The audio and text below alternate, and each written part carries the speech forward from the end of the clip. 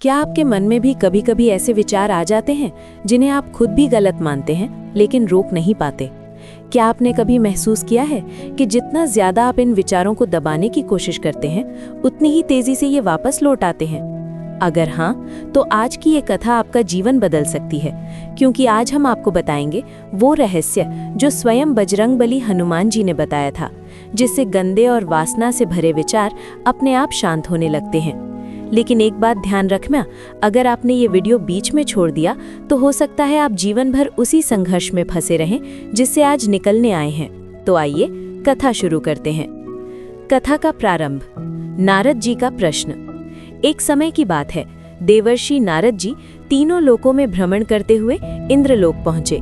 वहां उन्होंने देखा देवराज इंद्र अप्सराओं के साथ भोग विलास में लीन हैं।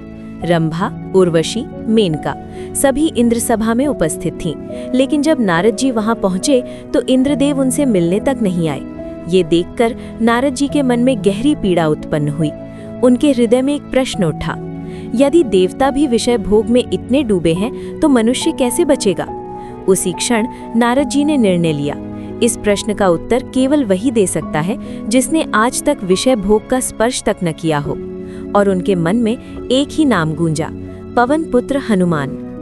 हनुमान जी की तपस्या। नारद जी सीधे किष्किंधा पर्वत पहुंचे। वहां उन्होंने देखा हनुमान जी गहन तपस्या में लीन हैं, आंखें बंद, शरीर स्थिर, मुख पर अद्भुत शांति। जैसे ही नारद जी पहुंचे, हनुमान जी ने आंखें खोली और बोले, हे नारायण भक्त देवर्षि नारद, आपका यहाँ आना किसी विशेष कारण के बिना नहीं हो सकता। कहिए, किस संकट ने आपको यहाँ भेजा है? नारद जी बोले, हे संकट मोचन, आज मैं आपसे मनुष्य के मन का सबसे बड़ा रहस्य जानना चाहता हूँ। नारद जी का प्रश्न। नारद जी ने कहा, हे बजरंगबली, आपने आज तक किसी भी स्त्री को कुदृष्टि से नहीं देखा। आपने विषय भोग को अपने जीवन से दूर रखा। फिर भी मनुष्य का मन बार बार वासना की ओर क्यों खिंचता है? और सबसे बड़ा प्रश्न, इसे रोका कैसे जाए? हनुमान जी मुस्कुराए और बोले, हे नारद, इसका उत्तर सीधे शब्दों में नहीं दिया जा सकता। इसके लिए तुम्हें एक कथा सुननी होगी। नारद जी ने हाथ जोड़कर कहा, हे महाबली, मैं पूरी कथा अंत तक सुनूंगा और इसे लोक लोक में फैलाऊंगा। हनुमान जी की कथा। शिष्य और गुरु। हनुमान जी बोले, एक बार की बात है, एक युवा शिष्य अपने गुरु के आश्रम में विद्या अध्ययन करता था। वो शिष्य बुद्धिमान था, निर्भय था और अनुशासन में रहता था। एक दिन वो गुरु के पास गया और बोला, गुरुदेव, मेरे मन में ऐसे विचार आते हैं जिन्हें मैं नहीं चाहता। मैं उन्हें रोकना चाहता हूँ, लेकिन जितना रोकता हूँ उतने ही बढ़ जाते हैं। गुरु मुस्कुराए और बोले, पहले ये बताओ, क्या तुम इन विचारों से डरते हो? शिष्य बोला, हाँ गुरुदेव, मुझे लगता है ये मुझे पतन की ओर ले जा रहे हैं। नदी और पानी का उदाहरण। गुरु शिष्य को एक नदी के पास ले गए। वहां से पानी नालियों द्वारा आश्रम के बगीचे तक जाता था। गुरु ने पूछा, क्या तुम इस पानी को रोक सकते हो? शिष्य ने मिट्टी और पत्थर डालकर नाली बंद कर दी।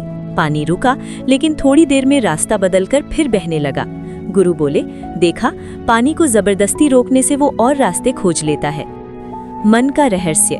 गुरु ने कहा, मन भी नदी की तरह है, विचार पानी है, जितना दबाओगे उतना उफनेगा। समस्या विचार नहीं है, समस्या असंतुलन है। शिष्य बोला, तो गुरुदेव, समाधान क्या है? गुरु बोले, संगति बदलो, दृष्टि बदलो, उद्देश्य बदलो। असली शिक्षा। गुरु ने कहा, वासना कोई शत्रु नहीं, लेकिन उसे जीवन का लक्ष्य बना लेना विनाश है। जब मन खाली होता है तब गलत विचार आते हैं। जब जीवन में उद्देश्य होता है तब मन स्वतः शांत हो जाता है। परिवर्तन। शिष्य ने अपनी संगति बदली, अपने उद्देश्य पर ध्यान दिया, सेवा, साधना और अध्ययन में मन लगाया। धीरे धीरे विचार शांत होने लगे। वो वही नदी पार करता था, वही लोग दिखते थे, लेकिन उसका मन अब बदल चुका था। ओम हनुमान जी का उपदेश। हनुमान जी बोले, हे नारद, मन को जीतना तलवार से युद्ध जीतने से कठिन है, लेकिन जो अपने उद्देश्य को पहचान ले वो मन का स्वामी बन जाता है। निष्कर्ष। अब आप ही सोचिए, क्या समस्या आपके मन में है या आपकी संगति में? क्या आप विचारों से लड़ रहे हैं या जीवन में उद्देश्य ढूंढ रहे हैं? याद रखिए, जो दबाया जाता है वो लौटता है, जो समझा जाता है वो शांत हो जाता है। अगर इस कथा ने आपके मन को छुआ हो तो सच्ची श्रद्धा से कमेंट में लिखिए जय हनुमान। इस वीडियो को अधूरा देखने वाले अक्सर वही रहते हैं जो जीवन में भी अधूरे संघर्ष में फंसे रहते हैं। इस वीडियो को अपने मित्रों के साथ शेयर करें, चैनल को सब्सक्राइब करें, क्योंकि अगली कथा आपके मन के और भी गहरे रहस्यों से पर्दा उठाने वाली है। जय बजरंगबली।